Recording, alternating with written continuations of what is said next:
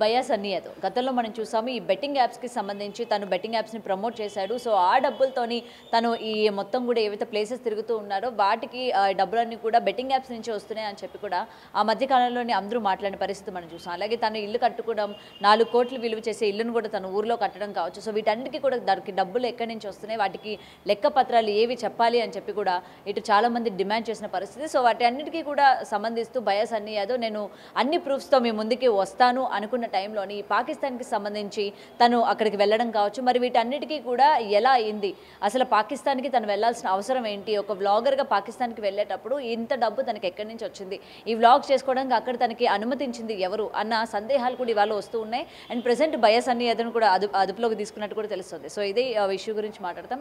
ఇవాళ మనతో పాటు సీనియర్ జర్నలిస్ట్ దుర్గా వడ్లంనేని గారు ఉన్నారు. నమస్తే మ్యామ్. నమస్తే మ్యామ్. సో ముఖ్యంగా ఈ బ్లాగర్స్ మనం చెప్తూ ఉంటాము, ఓకే మనకి ఎంటర్టైన్మెంట్ కోసం వీళ్ళందరూ చేస్తూ ఉంటారు అని చెప్పి చాలామంది లైట్ తీసుకుంటూ ఉంటారు. కానీ అలా లైట్ తీసుకోవడం వల్లే ఈరోజు జ్యోతి మల్హోత్రి ఆ అమ్మాయి కూడా ఏం చేసిందో మనం మొత్తం కూడా చూస్తూ ఉన్నాం. అండ్ ఈరోజు మనం చూసుకుంటే భయ్యా సన్నీ యాదవ్ ముఖ్యంగా ఇలాంటి వ్లాగర్స్ని టార్గెట్ చేయడానికి గల రీజన్స్ ఏంటి, అండ్ తిన్నను కూడా దేశద్రోహి అని చెప్పి చాలామంది ఇప్పటికీ మాట్లాడుతున్న పరిస్థితి ఉంది. సో ఏం చెప్తారు దీని గురించి? మీరు అన్నట్టుగా ఈ భయ్యా సన్నీ యాదవ్ సరే, మీరు వ్లోగ్స్ చేసుకోవడం పెద్ద విషయం ఏం కాదు, మీకు ఇష్టమైంది మీరు చేసుకుంటారు. కానీ ఇలా వ్లోగ్స్ చేసుకుంటూ ఇన్ని కోట్లు ఎట్లా మీకు వస్తున్నాయి? ఇప్పుడు చాలామంది ఛానల్స్ పెట్టుకుంటారండి, చాలామంది చాలా చేస్తున్నారు, ఎవరికి కూడా కోట్లలో ఎవరికి రావట్లేదుగా ఇన్కమ్. విదిన్ నో టైం మీకు ఎట్లా అసలు ఇన్ని కోట్లు వచ్చాయి? 4 కోట్లు పెట్టి ఇల్లు కడుతున్నారు అంటేనే ఒక సాధారణ స్థాయి నుంచి వచ్చిన వ్యక్తి. సరే, వాళ్ళ అమ్మగారిని అన్వేష్ ఏదో అన్నారు అని ఆ మధ్యన అతను బాధపడ్డారు, మనందరం కూడా సింపతి చూపించాం. అట్లా మాట్లాడకూడదు ఆడవాళ్ళని, తప్పు అని చెప్పాం మనం. అయితే మీరు అన్నట్టుగా పెహల్గామ్ ఇన్సిడెంట్ జరిగే సమయంలో ఇతను అక్కడే ఉన్నాడు పాకిస్తాన్లో. అసలు పాకిస్తాన్ మీరు ఎలా వెళ్ళారు, ఎలా వెళ్ళగలిగారు? ఇప్పుడు పాకిస్తాన్లోకి ఎంట్రీ అయితే ఖచ్చితంగా వాళ్ళని వెంటనే అరెస్ట్ చేసి జైల్లో పడేస్తారు. భారత దేశం అంటే విదేశాంగ శాఖ మళ్ళీ దాంట్లో ఇన్వాల్వ్ అయ్యి వాళ్ళు మళ్ళీ రాయబారాలు నడిపి దానికి ఒక పెద్ద తతంగం ఉంటుంది. మామూలుగా అయితే వాళ్ళు ఇవ్వరు. మరి ఇతనికి ఎవరు అక్కడ హెల్ప్ చేశారు? ఇతని వ్లోగ్ చేసుకోవడానికి అక్కడ ఎవరు అనుమతి ఇచ్చారు? ఏ రకంగా వెళ్ళగలిగాడు? మీరు అన్నట్టుగా ఇంత డబ్బులు ఎక్కడి నుంచి వచ్చాయి? అంటే ఇతను ఒక బైక్ మీద ఈ రకంగా ఎలా ట్రావెల్ చేయగలుగుతున్నాడు? అంటే హెల్త్ వైజ్ ఆలోచించుకోవాలి, తర్వాత ఆహారం కూడా. అంటే ఇప్పుడు చిన్న విషయం కాదు కదండి, ఒక ప్రయాణం చెయ్యాలంటేనే మనం చాలా కష్టపడతాం. ఇప్పుడు ఒక 2-3 అవర్స్ కష్టపడతాం. ఒక ఊరు వెళ్ళాలంటే ఒక 20,000 ఖర్చు పెట్టాలంటే మనం 100 లెక్కలు వేసుకుంటాం. ఇప్పుడు ఈ ప్రయాణం అవసరమా కాదని. అలాంటిది ఇతను ఇన్ని వేల కిలోమీటర్స్ ఎట్లా ప్రయాణం చేస్తున్నారు? దీని వెనకాల ఎవరున్నారు? అసలు ఇవాళ భయ్యా సన్నీ యాదవ్ అనే అతను దేశద్రోహ కాదా? జ్యోతి మల్హోత్రా కూడా ఇలాగే చేస్తూ ఆవిడకి ఒక సెక్యూరిటీ మీరు చూసారా పాకిస్తాన్లో? ఆవిడకి ఆ సెక్యూరిటీ, మళ్ళీ విదేశాంగ శాఖతో ఆవిడ మాట్లాడగలగడం, తర్వాత అక్కడ ఆ వ్యక్తిని పెళ్లి చేసుకోవాలనుకోవటం, ఇన్ని రకాలుగా నడిచాయి. అంటే వీళ్ళందరూ కూడా ఒక స్లీపర్ సెల్స్ లాగా పనిచేస్తున్నారు. అంటే ఇంకా ఇతను ఒక్కడే కాదు, ఇప్పుడు ప్రతి ఒక్క వ్లోగర్ మీద దృష్టి పెట్టాలి. ఈ విధంగా ఎవరైతే ట్రావెల్ చేస్తున్నారో, ఎవరైతే వీడియోస్ చేస్తున్నారో వీళ్ళందరి మీద కూడా కేంద్ర సమాచార శాఖ దృష్టి పెట్టాలి. అంటే ఎవరిని కూడా ఇప్పుడు మీరు ఈవెన్ ఇక్కడ కూడా మీరు గమనించినట్టయితే ఇప్పుడు పెహల్గామ్ దాడి జరిగాక దాని మీద చాలా వీడియోస్ ఇక్కడ లోకల్గా కూడా చేశారు. వాటిని ఎందుకు కేంద్ర సమాచార శాఖ పట్టించుకోవట్లేదు మనం ప్రశ్నిస్తున్నాం. ఇది పట్టించుకోవాలి. అసలు వీళ్ళు ఏం కంటెంట్ చేస్తున్నారు, వీళ్ళు ఎందుకు చేస్తున్నారు? ఈవెన్ అలాంటి కంటెంట్లు కూడా దేశద్రోహం కిందకు వస్తాయిగా, రాజద్రోహం కిందకు వస్తాయిగా. సో ఎందుకు పట్టించుకోవట్లేదు?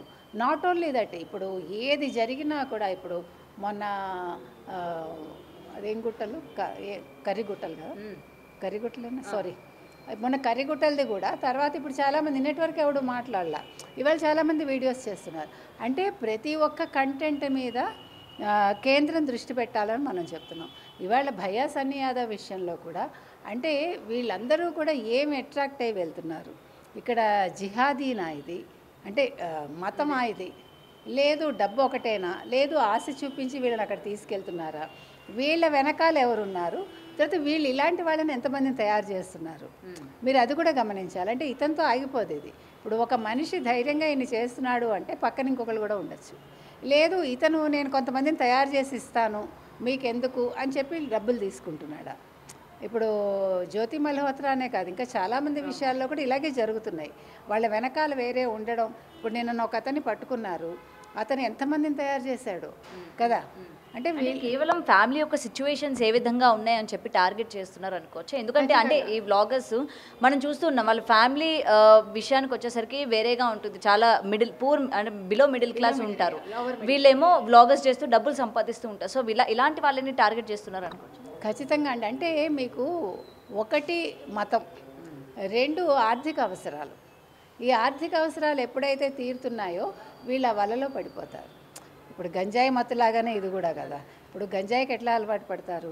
ఫస్ట్ రుచి, తర్వాత ఇంకా దాన్ని వదలలేని స్థితిలో వీళ్ళు మర్చిపోయి మొత్తం అన్నీ పోగొట్టుకుంటారు. సేమ్ అలాగే జరుగుతోంది. అంటే నా కుటుంబం బాగుంటే చాలు, నేను ఏమైపోయినా పర్వాలేదు అనుకుంటున్నారా? వీళ్ళ మైండ్ సెట్ అట్లా తయారు చేస్తున్నారా? అంటే జిహాద్ వాట్ ఎవర్ వాళ్ళు వీళ్ళని అలా ఆ రకంగా తయారు చేస్తున్నారా? అది కూడా గమనించాలి. మీరు అన్నట్టుగా ఎప్పుడూ కూడా ఆర్థిక మూలాల వల్ల ఇవన్నీ జరుగుతాయి. ఆర్థికంగా ఎప్పుడైతే వెనకబడి ఉన్నారో ఆ ఇదిలో మనిషి తప్పటడుగేస్తాడు.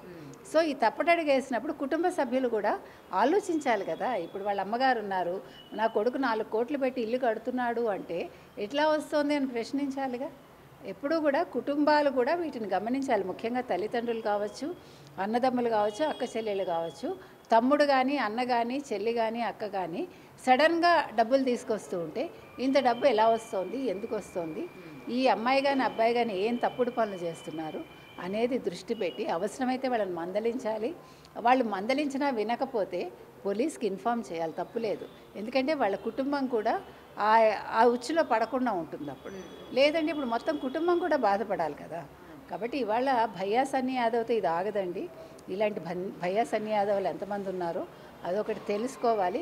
ఇప్పుడు పోలీసుల ముందు చాలా పెద్ద పెద్ద టాస్కులు ఉన్నాయి చెప్పాలంటే. ఇవి చిన్న విషయాలు అనుకుంటున్నాం కానీ ఇవే చాలా పెద్ద విషయాలుగా పరిణమిస్తాయి. అండ్ నెక్స్ట్ ఎవరైతే ఈ వ్లాగ్స్ మీద ఇంట్రెస్ట్ పెట్టి ఇలాంటి యూట్యూబ్ ఛానల్స్ నడిపించాలి, లేకపోతే ఇలాంటి వ్లాగ్స్ కంట్రీస్ని మనం ఎక్స్ప్లోర్ చేయాలి అని చెప్పి ఇలాంటి ఇన్ఫ్లుయెన్సెస్ పైన ఎటువంటి జాగ్రత్తలు తీసుకుంటే మంచిదంటారు? ఇప్పుడు జరిగిన ఇన్సిడెంట్స్ని బేస్ చేసుకొని అండ్ ముఖ్యంగా మన తెలుగు వ్లాగర్స్ ఉన్నారు అని చెప్పి బయటకు వచ్చిన తర్వాత పోలీసులు అంటే ముఖ్యంగా డిపార్ట్మెంట్ ఎటువంటి చర్యలు తీసుకుంటే మంచిదంటారు? అంటే ఇంక మీదట ఇప్పుడు వీళ్ళు ఏదైనా ఒక కంట్రీకి వెళ్తున్నారు అనుకోండి, for example they have to inform the police అనే ఒక సిస్టమ్ పెట్టాలి. అంటే మీరు చేసే ఏ పనైనా కూడా ఇప్పుడు అంటే ఎస్పెషలీ వెన్ ఫారిన్ కంట్రీస్, ఇప్పుడు మనకి వీసా, మనకి పాస్పోర్ట్ ఎలా ఉండాలో వీళ్ళు కూడా లోకల్ పోలీసుల దగ్గర లేదు, మెయిన్గా అంటే హైదరాబాదో లేకపోతే విజయవాడో they have to take permission. మేము పలానా చోటుకి వెళ్తున్నామంటే ఇన్ని రోజులు నేను ట్రావెల్ చేయబోతున్నా, నా ట్రావెల్ ఎక్స్పెన్సెస్ పలానా వాళ్ళు పెట్టుకుంటున్నారు, they have to give the details. అవన్నీ చేసేలాగా ఒక సిస్టమ్ తీసుకురావాలి.